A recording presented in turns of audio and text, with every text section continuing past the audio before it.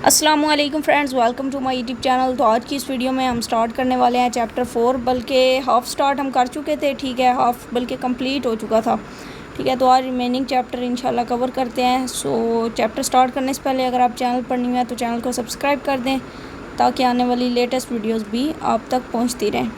तो ओके जी, measurement of change in value of money, ठीक है, यहाँ से हमने स्टार्ट आई थिंक करना था। और 2 मिनट ज़रा चेक कर लें। हाँ जी, यहीं से स्टार्ट है। Okay, the change in the value of money have serious effect on the economy, so it become necessary to find some method of measuring these change. ठीक है, कि जो वैल्यू ऑफ मनी में चेंज आ रहा है उसका इकानमी पे डेफिनेटली काफ़ी ज़्यादा इम्पैक्ट है। ठीक है, तो अब सबसे पहले वो कहते हैं कि हम कुछ मेथड देखते हैं ताकि वैल्यू ऑफ मनी को किस तरह मेजर किया जा सकता है। वो the method of index number, तो सबसे पहला जो मेथड है वो है इंडेक्स नंबर का। Is use to estimate the change in general price level. ठीक है, ये मेथड यूज़ होता है प्राइस लेवल को मतलब मैयर करने के लिए जो उनमें चेंजिंग आ रही होती है। Price index numbers are statistical device to measure the changes in the price of a particular commodity और a group of commodities with respect to time. कि बेसिकली जो प्राइस इंडेक्स है वो एक स्टैटिस्टिकल डिवाइस, या फिर आप मतलब जैसे हम सॉफ्टवेयर की बात करते हैं ना, जस्ट लाइक दिस, ठीक है, कि जिससे हम प्राइसेस में जो चेंज आ रहा होता है, ठीक है, टाइम के साथ साथ मीन्स किसी एक कमोडिटी का या फिर मतलब ग्रुप ऑफ कमोडिटीज़ की प्राइस में जो चेंज आता है टाइम के साथ साथ, उसको जो हम मैयर करते हैं उसके लिए हम प्राइस इंडेक्स यूज़ करते हैं। ओके, ये तो जस्ट एक मैयर उन्होंने बता दिया। तो नेक्स्ट हमारे पास इन्फ्लेशन है। ठीक है, what is inflation? Inflation is an important and widely talk about concept in modern economies. In simple word, inflation means a situation in which there is a continuous rise in general price level. कि basically inflation एक ऐसी situation है जिसमें price level increase होता है, लेकिन continue मतलब कि कॉन्टीन्यूसली इंक्रीज़ होता है। ठीक है, अब समटाइम लोग क्या करते हैं, इन्फ्लेशन की डेफिनेशन में ना जस्ट बोल देते हैं कि increase in the general price level. तो ये मतलब जो डेफिनेशन है ना, ये थोड़ी सी रॉन्ग कंसीडर हो जाती है। इसमें आपने लिखना है continuously rise in the general price level. Continuously का जो वर्ड है वो यहाँ पर इम्पोर्टेंट है। कॉल बॉन्ड, ये क्या पता नहीं लिखा हुआ है। Okay, defines the term as, I think word है ब्यूटीफुली या जो भी है, खैर, too much money chasing too few goods. ठीक है, कि जब ज़्यादा मनी से हम सिर्फ फ्यू गुड्स ले सकते हैं तो उसको इन्फ्लेशन, ये कॉल बॉन्ड ने अपने अकॉर्डिंग मतलब एक डेफिनेशन दे दिया। Inflationary situation has 3 features. पहले है there is a continuous rise in price, अगर कॉन्टीन्यूसली प्राइस बढ़ गया तो वो इन्फ्लेशन है। सेकंड है it start when it become impossible to satisfy the whole of demand for goods at existing prices. कि बेसिकली इन्फ्लेशन स्टार्ट तब होता है जब हमारे पास जो मतलब करंट डिमांड चल रही होती है, ठीक है, उसको डील करने के लिए हमारे पास मतलब गुड्स अवेलेबल नहीं होती। ठीक है, impossible satisfy the whole demand. ठीक है, जितनी भी डिमांड आ रही है उनको सेटिस्फाई करना इम्पॉसिबल जब हो जाता है तो इससे प्राइसेस इंक्रीज़ होना स्टार्ट हो जाती हैं। Inflation feeds on itself after initial rise in price, the buyer anticipate further rise in price and buy more quantity of goods in hurry. This indicates further rise in price and inflation is propagated. ठीक है, कि basically जब buyer को पता चलता है ना कि अब प्राइसेस बढ़ रही हैं, ठीक है, तो वो क्या करता है, उसको लगता है कि फ्यूचर में तो ये प्राइसेस और बढ़ जाएंगी, तो वो फ्यूचर का वेट नहीं करता बल्कि आज जो मतलब टाइम चल रहा है इसमें वो डबल चीज़ें परचेज़ करके रख लेता है। तो फिर वो जो डबल चीज़ें परचेज़ करके घर में स्टॉक मतलब बना के रख देता है तो डेफिनेटली उससे फिर प्राइसेस पे ज़्यादा इफेक्ट जाता है, क्योंकि मार्केट में ज़ाहिर बात है कि प्रोडक्ट कम होते जाते हैं। जब वो प्रोडक्ट कम होते हैं, डिमांड ज़्यादा आ रही होती है, तो डेफिनेटली उनको डील करने के लिए फिर प्रोड्यूसर प्राइस बढ़ा देता है। Rise in price is only an indicator of inflation. Prices बढ़ेंगी तो मीन्स इसका मतलब है कि इन्फ्लेशन बढ़ रही है। Otherwise inflation is an undesirable condition of the economy where supply of goods fall shorts of demand at current prices. ठीक है, ज़ाहिर बात है ये एक अनडिज़ायरेबल कंडीशन होती है इकानमी के लिए। मीन्स जब प्राइसेस बढ़ जाएंगी तो लोग फिर इससे इफ़ेक्ट होंगे, तो उस हवाले से बात कर रहे हैं। Causes of inflation, the most important cause of rising price is excessive increase in money supply। ठीक है, कि बेसिकली जो सबसे इम्पोर्टेंट मतलब काज है प्राइस इंक्रीज़ होने में, तो उसमें सबसे पहला पॉइंट कौन सा है, राइज इन मनी सप्लाई। ठीक है, तो इन्फ्लेशन में सबसे ज़्यादा रोल मनी सप्लाई का होता है। When people have more money to spend they have increase demand. जब लोग के पास ज़्यादा अमाउंट आ जाती है डेफिनेटली वो डिमांड बढ़ा देते हैं चीज़ों की। If the output does not grow at the same time price move up, तो उसी टाइम पे जो आउटपुट है मीन जो प्रोडक्शन है वो तो इंक्रीज़ नहीं होती लेकिन डिमांड इंक्रीज़ हो रही होती है। ठीक है, वही मैंने आपको एग्जांपल दी थी ना वीट की, ठीक है, कि अगर वीट प्रोड्यूस होती है उसकी डिमांड अचानक बढ़ जाती है। अब वो जो सप्लाई हो रही है वीट की वो तो फिक्स्ड है, अगर अचानक से डिमांड बढ़ जाती है तो वो फिक्स्ड सप्लाई ही उन्होंने मतलब मार्केट के अंदर देनी है। वो एडिशनल मतलब सप्लाई करने के लिए या तो उन्हें दूसरे कंट्री से वीट मंगानी पड़ेगी या फिर उन्हें वो दोबारा कल्टीवेट करके 1 साल का इंतज़ार करना पड़ेगा, ठीक है। तो इस टाइप की जो सिचुएशन होती है ना डिमांड की, उससे डील करने के लिए फिर वो प्राइसेस बढ़ा देते हैं। In broad terms inflation of have 2 types, 2 किस्म की इन्फ्लेशन होती है, एक डिमांड पुल इन्फ्लेशन होती है और एक डिमांड पुश इन्फ्लेशन होती है, सॉरी कॉस्ट पुश इन्फ्लेशन होती है। सबसे पहली है demand pull inflation. Some economist believe that this type of inflation arises when total demand for goods exceeds supply at current prices, ठीक है, कि बेसिकली डिमांड पुल इन्फ्लेशन तब होती है इकोनॉमिस्ट के अकॉर्डिंग कि जब डिमांड बहुत ज़्यादा बढ़ जाती है सप्लाई की निस्बत, तो इससे क्या होता है प्राइस बढ़ जाती है, ठीक है, तो उसको डिमांड पुल इन्फ्लेशन कहते हैं। डिमांड फॉर गुड्स में राइज ड्यू टू मैनी काज, अब डिमांड किसी भी वजह से बढ़ सकती है, including increase in money supply, सबसे पहला फैक्टर है कि मनी सप्लाई के बढ़ने से भी डिमांड बढ़ सकती है। There are 3 main types of buyers, 3 किस्म के बायर की वो कहते हैं किसमें होती हैं, एक कंज्यूमर, दूसरा इन्वेस्टर्स और तीसरी गवर्नमेंट, ठीक है। ये तीनों ही एक पॉइंट पे मतलब एज अ बायर का रोल प्ले कर रहे हैं। If any of this group increase its demand while the demand of other remain the same, aggregate demand in the country will rise. अब 3 सेक्टर की बात किया है, फॉर एग्जांपल हमारे पास कंज्यूमर है, दूसरा इन्वेस्टर है या फर्म्स हैं, तीसरी हमारे पास गवर्नमेंट है। वो कह रहे हैं अगर इन तीनों में से किसी एक की भी डिमांड बढ़ जाती है ना, चाहे वो कंज्यूमर की हो, चाहे वो इन्वेस्टर की हो, चाहे वो गवर्नमेंट की हो, डेफिनेटली इनकी डिमांड में डिफरेंस ज़रूर होगा, ठीक है। गवर्नमेंट कुछ और चीज़ें डिमांड करती है, कंज्यूमर और चीज़ें डिमांड करती है, इन्वेस्टर कुछ और ही चीज़ें डिमांड करता है, ठीक है। मतलब इनकी डिमांड में डिफरेंस आ सकता है, लेकिन यह है कि अगर इन तीनों में से कोई एक भी अपनी डिमांड बढ़ा देता है, ठीक है, चाहे बाकी दोनों सेक्टर की डिमांड सेम रहे, तो इससे हमारी जो एग्रीगेट डिमांड है, मींस जो टोटल डिमांड है, ठीक है, एग्रीगेट का मतलब जहाँ पे वर्ड यूज़ हो मींस हम टोटल डिमांड की या फिर एक बड़े लेवल पे बात कर रहे हैं, ठीक है। तो एग्रीगेट डिमांड वो कह रहे हैं ऑटोमेटिकली कंट्री की इंक्रीज़ हो जाएगी। If aggregate supply of goods does not increase in the meanwhile economy is working at full employment, then price of goods start rising। अब एग्रीगेट डिमांड तो बढ़ गई, लेकिन वो कहते हैं उस सेम पॉइंट पे अगर हमारे पास जो एग्रीगेट सप्लाई है वो नहीं बढ़ पाती, ठीक है, वो सेम रहती है, और हम फुल एम्प्लॉयमेंट की भी बात कर रहे हैं कि हमारे कंट्री के अंदर फुल एम्प्लॉयमेंट चल रही है, कोई बंदा बेरोज़गार नहीं बैठा, ठीक है, हर बंदा ही काम कर रहा है, लेकिन फिर भी हमारी जो एग्रीगेट सप्लाई है वो उस हिसाब से नहीं बढ़ती जिस हिसाब से हमारी एग्रीगेट डिमांड बढ़ रही होती है। तो इसका नतीजा क्या निकलता है, इससे प्राइसेस इंक्रीज़ होना स्टार्ट हो जाती हैं। For example if government spend large amount of money on development project, inflation में टेक प्लेस, कि अब फॉर एग्जांपल गवर्नमेंट क्या करती है, अपने डेवलपमेंट प्रोजेक्ट को बढ़ा देती है, गवर्नमेंट साइन कर लेती है कि हमने ऑरेंज ट्रेन चलानी है, ठीक है, उसके अलावा हमने मोटरवे बनानी है, उसके अलावा हमने हॉस्पिटल्स बनाने हैं, स्कूल कॉलेजेस, कोई भी गवर्नमेंट प्रोजेक्ट स्टार्ट कर देती है, ठीक है। तो इससे क्या होगा कि अब गवर्नमेंट ने भी तो डिमांड बढ़ाई है ना, ज़ाहिर बात है गवर्नमेंट ने वो प्रोजेक्ट करना है तो उसको पैसे भी चाहिए गवर्नमेंट को, ठीक है, इंफ्रास्ट्रक्चर वगैरह भी चाहिए, ठीक है, वो सारा जो अरेंज करना है, तो ऑटोमेटिकली उससे वो क्या कहते हैं कि प्राइसेस इंक्रीज़ होना स्टार्ट हो जाएंगी।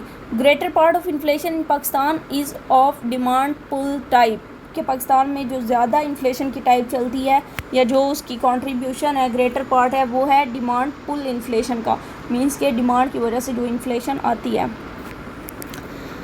ओके जी, उसके बाद अब हमारे पास है cost push inflation. Cost push inflation में originated from rise in production cost, ठीक है, कि जो चीज़ें हम प्रोड्यूस कर रहे हैं उनकी प्रोडक्शन की कॉस्ट बढ़ जाती है, जब जो रॉ मटेरियल यूज़ कर रहे हैं या कोई भी मतलब किसी भी बिज़नेस में जो हम मटेरियल यूज़ कर रहे हैं उनकी अगर प्राइसेस बढ़ जाती हैं तो उसको कॉस्ट पुश इन्फ्लेशन कहते हैं। When the firms pass on their increase cost to consumer in the form of high price of product, inflation take place. फिर जब वो प्राइसेस बढ़ जाती हैं, ठीक है, मतलब जो रॉ मटेरियल है या फिर जो भी मतलब प्रोडक्शन कास्ट है, जब वो बढ़ती है तो उसको मतलब प्रोड्यूसर अब डील करने के लिए उसका जो प्रेशर है वो कंज्यूमर पे डाल देता है, किस सेंस में, प्राइसेस इंक्रीज़ करके, इन्फ्लेशन टेक प्लेस, इससे फिर क्या होता है, इन्फ्लेशन आ जाती है इकॉनमी के अंदर। Important source of rise in cost include workers demand for higher wage, 2 minute इसको दोबारा पढ़ते हैं। Important sources of rise in cost include workers demand for higher wage, okay, profiteering, increase in taxes, high price of imports, कि वो कह रहे हैं कि बेसिकली कि जो हम कह रहे हैं ना कि प्रोडक्शन कास्ट हमारी बढ़ जाती है, तो हमने रॉ मटेरियल की बात कर ली, ठीक है। इसके अलावा वो कह रहा है कि जो सोर्स है ना राइज इन कॉस्ट के, उनमें एक हमारी वर्कर्स की वेज आ जाती है अगर अचानक से वर्कर मतलब ज़्यादा वेज डिमांड करने लग जाएँ। इसके अलावा ये प्रॉफिटीरिंग क्या है, ये मतलब अच्छा, इसको इस सेंस में वो कह रहे हैं कि फॉर एग्जांपल प्रोड्यूसर की कॉस्ट बढ़ रही है, ठीक है, या फिर वो ज़्यादा प्रॉफिट अर्न करना चाह रहा है, ठीक है, इस सिलसिले में भी प्राइस बढ़ा देता है। इसके अलावा या गवर्नमेंट टैक्स लगा देती है, फिर भी वो प्राइस बढ़ा देता है, ठीक है, या फिर जो चीज़ें बाहर के मुल्क से इंपोर्ट कर रहे हैं उनकी प्राइसेस हाई हैं तो ऑटोमेटिकली वो डोमेस्टिकली अपनी प्रोडक्ट की प्राइसेस बढ़ा देंगे, सही है। तो ये सारे फैक्टर्स हैं कॉस्ट, मतलब जब प्रोडक्शन की कॉस्ट बढ़ती है तो उसके पीछे। Effects of inflation. Effects of inflation means कि इन्फ्लेशन का इफेक्ट क्या आ रहा है। इन्फ्लेशन हैज़ बहुत positive negative effect for the economy but harmful effect are mostly greater than benefit, कि इसके जो नेगेटिव इफेक्ट्स हैं वो ज़्यादा है एज़ कम्पेयर टू इसके जो अच्छे इफेक्ट हैं। The asset that suffer most from inflation is cash. ज़ाहिर बात है इन्फ्लेशन में सबसे ज़्यादा जो चीज़ इफेक्ट होती है वो कैश ही है, ठीक है। Because our rupee is always our rupee regardless of what happen to price level and increase in prices reduce the purchasing power of money, कि हमेशा जो रुपी है वो रुपी ही रहना है, चाहे इन्फ्लेशन बढ़ रहा हो कम हो रहा हो, ठीक है। और इसके अलावा इससे क्या होता है, जब प्राइसेस बढ़ती हैं तो डेफिनेटली जो परचेजिंग पावर है मनी की वो कम हो जाती है। Once inflation start it is very difficult to control inflation at low rate. जब इन्फ्लेशन स्टार्ट हो जाए तो डेफिनेटली उसको कंट्रोल करना थोड़ा मुश्किल हो जाता है। इन्फ्लेशन फीड्स ऑन इटसेल्फ, कि इन्फ्लेशन बेसिकली अपने आप को खुद ही फीड कर रहा होता है, ठीक है, उसको किसी दूसरे की ज़रूरत नहीं होती कि उसको कुछ बेनिफिट दे, वो ऑटोमेटिकली अपने आप को ग्रो करता जाता है। अच्छी लाइन लिखी हुई है। खैर, in most cases the country comes in the grip of high inflation. ज़्यादातर केसेस में मतलब मोस्टली जो कंट्रीज़ हैं वो हाई इन्फ्लेशन डील करते हैं या फिर मतलब वहाँ पर ज़्यादा हाई इन्फ्लेशन चल रही है। Adverse effect, increase in cost of living. Definitely जब प्राइसेस बढ़ेंगी आपकी डेली परचेजिंग या फिर आप जो एक सिंपल लाइफ गुजार रहे हैं, ठीक है, उसकी कॉस्ट भी ऑटोमेटिकली बढ़ जाएगी, सही है। तो इससे हमारा जो लिविंग स्टाइल है वो इससे इफ़ेक्ट होता है डेली बेसिस पे। उसके बाद क्या है, इनकम इनइक्वालिटीज़ इंक्रीज़। जब प्राइसेस बढ़ती हैं तो डेफिनेटली इससे फ़ायदा बिजनेसमैन को, लैंडलॉर्ड को ज़्यादा होता है, ठीक है। जो मिडिल क्लास या पुअर क्लास तबका है वो ज़ाहिर बात है पीछे जाता है, ठीक है। तो वो कहते हैं कि बेसिकली सोसाइटी में फिर अनइक्वालिटी बढ़ जाती है। Relative positions of ways earners become weaker, ठीक है, जो दिहाड़ीदार हैं या फिर उसके अलावा जो मंथली वेज लेते हैं डेफिनेटली उनका मतलब सर्वाइव करना थोड़ा मुश्किल हो जाता है। डिक्रीज़ इन सेविंग्स, ज़ाहिर बात है प्राइसेस बढ़ेंगी ऑटोमेटिकली आपकी जो सेविंग्स हैं वो डिक्रीज़ हो जाएंगी, और क्योंकि मतलब परचेजिंग पावर कम है, आप ज़्यादा अमाउंट स्पेंड कर रहे हैं। Less export and more import, ठीक है, कि अब आपका प्राइस लेवल अगर बढ़ गया है तो डेफिनेटली आपके रुपए की वैल्यू नहीं रही, जिससे क्या होगा कि आपकी जो एक्सपोर्ट हैं वो लेस हो जाएंगी, ठीक है, और जो इंपोर्ट हैं less export and more import, ठीक है, और जो इंपोर्ट्स मीन्स कि दूसरे कंट्रीज से फिर आपको चीज़ें मंगवानी पड़ेंगी, वो बढ़ जाएंगी। उसके बाद है प्रोडक्टिव इन्वेस्टमेंट फॉल्स, ठीक है, ज़ाहिर बात है जब प्राइसेस बढ़ती हैं तो मतलब जो इन्वेस्टर है वो इन्वेस्ट इस पर्पज़ के लिए करता है ताकि उसे प्रॉफिट ज़्यादा मिले, ठीक है।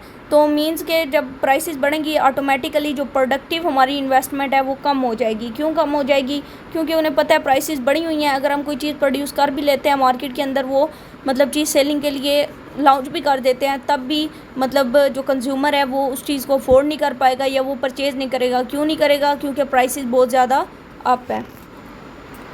उसके बाद इसका एक इनडायरेक्ट इफेक्ट ये भी बताया हुआ है कि रॉ मटेरियल की पहले ही प्राइसेस इतनी बढ़ होती हैं कि वो फिर मतलब इन्वेस्टर जो उनसे वो ज़्यादा इन्वेस्टमेंट करते ही नहीं है। After considering the effect of inflation, we can say that on the whole, inflation is an economic disease which should be controlled before it is too late। ठीक है कि इसे टाइम से पहले कंट्रोल कर लेना चाहिए, ये इकॉनमी के लिए एक बीमारी का रोल प्ले करता है। उसके बाद फेवरेबल इफ़ेक्ट्स, ये तो वो इफ़ेक्ट थे जिससे हमारे पास मतलब नेगेटिव इफ़ेक्ट आ रहे थे सोसाइटी पे, इकॉनमी पे। अब फेवरेबल इफ़ेक्ट क्या है? सबसे पहला है healthy effect of inflation the economy are felt only when the inflation is of mild nature से 2% पर ईयर। ठीक है कि मतलब इन्फ्लेशन का इकॉनमी के अंदर एक हेल्दी इफेक्ट या अच्छा इफेक्ट आता है अगर इन्फ्लेशन पर ईयर 2% बढ़ रहा हो। ठीक है, इंक्रीज़ इन प्रोडक्शन है जब प्राइसेस बढ़ती हैं, लेकिन स्लोली अचानक से नहीं, ठीक है। जब स्लोली प्राइसेस बढ़ती हैं तो इन्वेस्टर क्या करता है, कोशिश करता है कि वो इन्वेस्टमेंट बढ़ा दे, चीज़ें ज़्यादा प्रोड्यूस करे। क्यों? क्योंकि ज़ाहिर बात है मार्केट में सेल करेगा और प्राइसेस आहिस्ता बढ़ रही हैं तो उसको बेनिफिट होगा। उसके बाद है इंक्रीज़ इन एम्प्लॉयमेंट। ज़ाहिर बात है जब प्राइसेस ऑटोमेटिकली आहिस्ता बढ़ रही हैं तो प्रोड्यूसर ने ज़्यादा प्रोड्यूस करना स्टार्ट किया, किस पर्पज़ के लिए, ताकि उसे प्रॉफिट मिल जाए। अब वो ज़ाहिर बात है जब उसने अपनी प्रोडक्शन बढ़ानी है तो उसने ज़्यादा लोग प्रोडक्शन पे रखने हैं, ठीक है, ज़्यादा लोग अपने पास हायर करेंगे, ज़्यादा चीज़ें प्रोड्यूस होंगी, ठीक है, तो इससे एम्प्लॉयमेंट भी जनरेट होती है। Increase in investment with the improvement in the prospects of profit, investment activity is boosted. The capitalists become optimistic and readily put their capital in some productive business। ठीक है कि ज़ाहिर बात है कि जब आपको पता चल जाए कि प्राइसेस बढ़ने से आपको प्रॉफिट हासिल हो रहा है तो इन्वेस्टर क्या करता है, अपनी इन्वेस्टमेंट की जो एक्टिविटी है उनको बूस्ट कर देता है, ठीक है। इससे फिर productive business means in simple word ये है कि इन्वेस्टमेंट भी इंक्रीज़ होती है। उसके बाद increase in economic development, low inflation helpful for economic development. अब यहाँ पर देखिए किसी हाई इन्फ्लेशन की बात नहीं की गई, ठीक है, मीन्स कि जो स्लो प्राइसेस बढ़ती हैं तो इससे क्या होगा, वो कहते हैं the government increase resource by increase money supply. ज़ाहिर बात है गवर्नमेंट जब मनी सप्लाई बढ़ा देती है तो मार्केट में पैसा ज़्यादा आता है, ऑटोमेटिकली प्रोजेक्ट मतलब प्राइवेट सेक्टर गवर्नमेंट सेक्टर दोनों ही प्रोजेक्ट स्टार्ट कर देते हैं, जिससे डेवलपमेंट होती है। Research and innovation are encourage when industry expand, business activities accelerate and the producers allocate fund to research and innovation। ज़ाहिर बात है जब बिज़नेस एक्टिविटी बढ़ती है इकॉनमी के अंदर तो प्रोड्यूसर ज़्यादा से ज़्यादा इनोवेशंस करते हैं, कोशिश करते हैं सर्च करके कोई नई प्रोडक्ट या नई चीज़ मार्केट में लाई जाए ताकि ज़्यादा से ज़्यादा प्रॉफिट हासिल कर सकें। ओके जी, उसके बाद है कंट्रोल ऑफ इन्फ्लेशन, कि इन्फ्लेशन को किस तरह कंट्रोल किया जा सकता है। Inflation need to be control effectively before it get out of hand. Okay, since the main cause of inflation is to existence of excessive demand, most of the measure should be direct to decrease aggregate demand for goods। ठीक है कि basically inflation को control करने के लिए हमें demand को control करना चाहिए, ठीक है। लेकिन अब वही बात है, यहाँ पे बात तो आ जाती है ना कि डिमांड को भी कंट्रोल करने से पहले मनी सप्लाई को कंट्रोल किया जाए, क्योंकि स्टार्ट से ही हम पढ़ रहे हैं कि जो मनी सप्लाई है उसका ज़्यादा रोल है, ठीक है, इन्फ्लेशन में। लेकिन वही बात है वो बस एक गवर्नमेंट का मतलब सेटअप चल रहा है तो गवर्नमेंट उस चीज़ को नहीं फोकस करती, वो तो फिर मतलब उसका लॉस कंज्यूमर को ही होना होता है। तो इसलिए वो कह रहे हैं कि जो एक्सेसिव डिमांड है ना उसको कंट्रोल कर लेना चाहिए। In the long run however increase in supply of goods can be best solution. लेकिन लॉन्ग रन में वो कहते हैं कि हम जो गुड्स की सप्लाई है वो डेफिनेटली कर सकते हैं, शॉर्ट रन में नहीं कर सकते। 3 kinds of policies are use to control inflation. ये पॉलिसीज़ इंपॉर्टेंट है, अब ये गवर्नमेंट की बात हो रही है, ठीक है, कि गवर्नमेंट बेसिकली इन्फ्लेशन को कंट्रोल करने के लिए कौन कौन सी पॉलिसीज़ अडॉप्ट करती हैं। पहली है मॉनिटरी, सेकंड है फिजिकल, देन है डायरेक्ट और फिजिकल मेजर। मॉनिटरी पॉलिसी क्या होती है? It is use to control the supply of money and interest rate. जो मॉनिटरी पॉलिसी है ना वो बेसिकली एक सप्लाई ऑफ मनी को कंट्रोल करती है, दूसरा वो इंटरेस्ट रेट पे फोकस करती है। ये दो चीज़ों पे मॉनिटरी पॉलिसी का सारा रोल आता है। The central bank act in 2 direction. Central bank इसमें 2 डायरेक्शन पे चलता है। पहला है reduce money supply in circulation, अगर इन्फ्लेशन को कंट्रोल करना है तो मनी सप्लाई को मतलब कम कर दें। सेकंड है rise interest rate, money supply को कंट्रोल करना है डेफिनेटली, फिर वो किस तरह मतलब इंटरेस्ट रेट इंक्रीज़ करके भी करते हैं। कैसे? फॉर एग्जांपल लोगों के पास पैसे हैं, ठीक है, अब बैंक जब इंटरेस्ट रेट बढ़ाता है, ठीक है, तो इसका क्या मतलब है कि अगर आप बैंक को अपनी अमाउंट चाहे बैंक में सेविंग के तौर पे लिखवाएं या वैसे दें, बैंक उस पर आपको इंटरेस्ट रेट ज़्यादा देगा। लोगों के माइंड में एक लालच आ जाता है, ठीक है, कि हम अपनी अमाउंट घर में रखने के बजाय बैंक में सबमिट करवा देते हैं, इससे और नहीं तो कम से कम मंथली या ईयरली हमें क्या मिलता रहेगा, इंटरेस्ट रेट मिलता रहेगा, हाई इंटरेस्ट रेट हो जाता है। तो ये 2 सिचुएशन है, ठीक है, इससे मनी सप्लाई ऑटोमेटिकली कंट्रोल हो जाती है, सारा पैसा तो बैंक के पास चला जाता है, ठीक है, ऑटोमेटिकली फिर ये मतलब इन्फ्लेशन को कंट्रोल चीज़ें कर लेती हैं। Which discourage borrowing from the bank, as a result total money supply is reduce. ठीक है, अब एक साइड तो मैंने बता दिया आपको कि लोग इंटरेस्ट रेट ज़्यादा के चक्कर में बैंक के पास अमाउंट रखवा देते हैं। दूसरा ये है कि बेसिकली लोग बैंक से फिर मतलब कर्ज़ा नहीं लेते, ठीक है, बैंक से कर्ज़ा क्यों नहीं लेते? अगर वो बैंक से कर्ज़ा लेते हैं तो डेफिनेटली उन्हें पता है जब हमने रिटर्न करना है तो इंटरेस्ट रेट बहुत ज़्यादा है, हम कैसे रिटर्न करेंगे, ठीक है, तो ये चीज़ उनके माइंड में होती है, जिसकी वजह से फिर क्या होता है कि मनी सप्लाई कंट्रोल रहती है।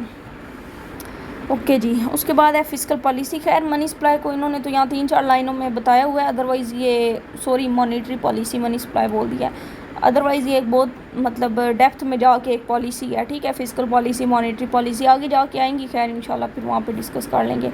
ओके जी, फिस्कल पॉलिसी किससे डील करती है? गवर्नमेंट के जो एक्सपेंडिचर होते हैं, टैक्सेस होते हैं, इन सब को हम फिस्कल पॉलिसी के अंदर डील करते हैं, ठीक है। गवर्नमेंट मतलब फिस्कल पॉलिसी का भी एक बहुत बड़ा रोल होता है। Can be used an anti inflationary measure, ठीक है। The government reduce its expenditure on unproductive activities. It raise direct taxes which decrease disposable income of the consumer and aggregate demand for goods fall. कि government basically जो अपने expenditure है unproductive activities पर, ठीक है, जिसका कोई फ़ायदा नहीं हो रहा, वो कम कर देती है। इससे क्या होता है? इट राइज डायरेक्ट टैक्स, और जो डायरेक्ट टैक्स है वो लगा देती है, ठीक है। जो फिस्कल पॉलिसी है इसमें दो चीज़ें आती हैं, एक एक्सपेंडिचर, दूसरा टैक्सेस। और जो मॉनेटरी पॉलिसी है उसमें क्या आता है? इंटरेस्ट रेट और मनी सप्लाई, ठीक है। ये चीज़ें आपने माइंड में रखनी है। अब फिस्कल पॉलिसी में गवर्नमेंट जब अपने एक्सपेंडिचर कम कर देती है, ठीक है, उसके अलावा क्या होता है? टैक्स लगा देती है। अब टैक्स लगाने से क्या होगा? लोगों की जो डिस्पोजेबल इनकम है वो कम हो जाएगी।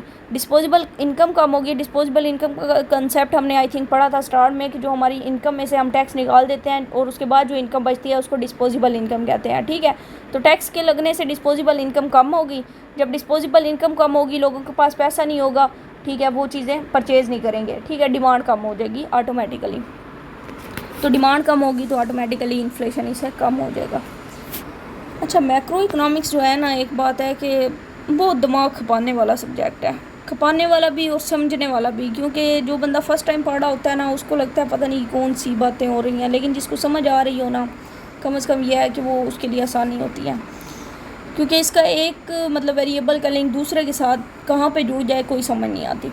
Okay, direct measure means the steps of the government like rationing of goods and freezing of price and wage, ठीक है, कि कुछ direct measure means the steps of government. Okay, government कुछ ऐसे एक्शन लेती है जिससे क्या होता है कि हमारी जो गुड्स या फिर प्राइसेस हैं गुड्स की, ठीक है, उनको या तो फ्रीज मींस के एक लेवल पे ही रखा जाता है, या उनको कम किया जा सकता है, या वेजेस को भी इस तरह इफेक्ट हो सकता है, ठीक है। ये गवर्नमेंट के एक्शन है। Government can also increase voluntary saving of the people by giving them various incentive. अब गवर्नमेंट मनी सप्लाई को कंट्रोल करने के लिए ये भी कर सकती है कि गवर्नमेंट लोगों को इंसेंटिव दे दे, ठीक है, कि बेसिकली अगर आप सेविंग करते हो, ठीक है, उस पर हम आपको ये बेनिफिट देंगे। However in a free economy direct controls can succeed only for a very short period, ठीक है। लेकिन वो कहते हैं कि जो फ्री इकॉनमी होती है ना, वहाँ पे बेसिकली, अच्छा ये अब फ्री इकॉनमी का भी कंसेप्ट आपने याद दिलाना है, ठीक है, कि ये क्या होती है। मेरे माइंड में आया तो सही, लेकिन वो फिर ये है कि गलत ना हो जाए ना, तो इसको एक दफ़ा मेरे से ना बाद में पूछिएगा, फिर उस टाइम मैं क्लियर करूँगी। ये इकोनॉमिक सिस्टम के डिफरेंट टाइप्स हैं, लेकिन जो डायरेक्ट कंट्रोल्स है ना इन्फ्लेशन को मतलब कंट्रोल करने के लिए, जो डायरेक्ट एक्शंस है वो कुछ शॉर्ट टाइम पीरियड के लिए काम करते हैं, फिर उसके बाद वो भी फ्लॉप हो जाता है। Conclusion, to control inflation as a short run measures aggregate demand for good must be control. ज़ाहिर बात है डिमांड को कंट्रोल करना चाहिए। For long run solution all those measures which increase supply of goods are helpful, ठीक है। Long run में मतलब जो हमारे पास सप्लाई को हम बढ़ा सकते हैं, उसमें जितने भी मेजर यूज़ करते हैं वो काफ़ी ज़्यादा हेल्पफुल होते हैं इन्फ्लेशन को कंट्रोल करने के लिए। Slowing the rate of growth of population as also a healthy effect. जो पॉपुलेशन ग्रोथ है उस पर भी मतलब अगर कंट्रोल कर लिया जाए तो इन्फ्लेशन पे कंट्रोल हो सकता है डायरेक्टली या इनडायरेक्टली।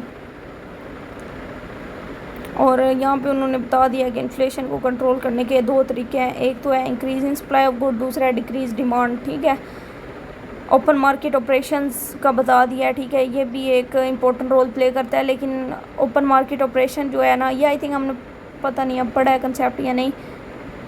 ये इस तरह होता है कि गवर्नमेंट मनी सप्लाई को कंट्रोल करने के लिए ना जो बॉन्ड्स के थ्रू हेल्प आउट करती है, ठीक है। For example bank bonds issue कर देता है, ठीक है। अब वो बॉन्ड्स इशू करते हैं, लोग क्या करते हैं, वो बॉन्ड्स परचेज़ कर लेते हैं, पैसा सारा बैंक के पास चला जाता है, मनी सप्लाई क्या होगी, कंट्रोल हो गई। अब अगर गवर्नमेंट ने मनी सप्लाई बढ़ानी है तो गवर्नमेंट क्या करेगी, जो बैंक के पास बॉन्ड्स पड़े हैं गवर्नमेंट उनको सेल पे लगा देगी। जब वो सेल पे लगाएगी तो लोग मीन्स क्या करेंगे, सॉरी ये कन्फ्यूजन हो गई है मुझे। Open market operation is that कि बेसिकली गवर्नमेंट बॉन्ड्स के थ्रू जितनी भी डीलिंग करती है ना, कि फॉर एग्जांपल अब गवर्नमेंट के पास बॉन्ड्स पड़े हैं, ठीक है। अब मनी सप्लाई को गवर्नमेंट ने कंट्रोल करना है, ठीक है। गवर्नमेंट क्या करेगी, उन बॉन्ड्स को सेल कर देगी, ठीक है, मार्केट के अंदर मतलब सेल करेगी, लोग वो परचेज़ कर लेंगे, लोगों के पास बॉन्ड्स आ गए, लोगों के पास जो कैश था वो ऑटोमेटिकली गवर्नमेंट के पास चला गया, ठीक है। इससे मनी सप्लाई क्या होगी, कंट्रोल हो गई। अब अगर मतलब गवर्नमेंट ने मनी सप्लाई बढ़ानी है, ठीक है, तो गवर्नमेंट क्या करेगी कि हमें बॉन्ड्स चाहिए, वो बॉन्ड्स को परचेज़ करना स्टार्ट कर देती है। जब वो परचेज़ करती है तो ऑटोमेटिकली जो पैसा है वो लोगों के पास चला जाता है और जो बॉन्ड्स हैं वो गवर्नमेंट के पास चले जाते हैं, तो इस तरह ये ओपन मार्केट ऑपरेशन का कंसेप्ट चलता है। अच्छा, उसके बाद डिफ्लेशन है, मेरे ख्याल में आज जितना बहुत है, ठीक है। इन्फ्लेशन वाला अच्छा रहा तो थोड़ा सा ही गया है, 2 मिनट। अच्छा, डिफ्लेशन वाला जो हम चैप्टर है ना, ये चैप्टर तो नहीं है, खैर एक टॉपिक ही है, ये इंशाल्लाह स्टार्ट कर देंगे और फिर नेक्स्ट चैप्टर भी कंटिन्यू करेंगे नेक्स्ट वीडियो में। तो उम्मीद है आज वीडियो पसंद आई होगी। वीडियो पसंद आई है तो वीडियो को लाइक शेयर सब्सक्राइब कर दें ताकि आने वाली नेक्स्ट वीडियोस भी आप तक पहुंचती रहें। Thanks for watching. अल्लाह हाफिज़।